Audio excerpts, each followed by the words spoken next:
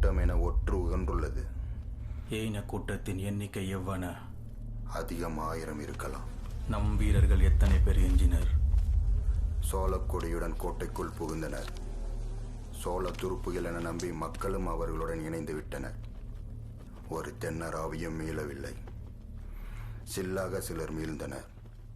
மீள்ந்தோறும் சமர் செய்யும் நிலையில் இல்லை.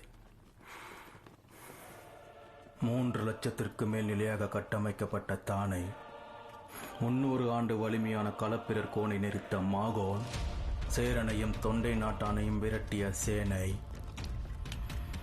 ஒரு சில்குடியின் பிறப்பு இத்தென்புலத்தானையும் அவன் துருப்புக்களையும் வீழ்த்த துணிந்தான் என்றால் அவனே வீரன். அவ்வீரனுக்கு வீர சொர்க்கத்தை வழங்குவது எமது கடமை. எல்லையை தீவிரமாக கண்காணியுங்கள்.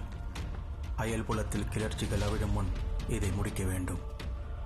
நமக்கான படையை நாமே அவிழ்ப்போம். 1 மாதத்திற்குள் ஏயினர் வீழ்வர். இது எனக்கான போர்.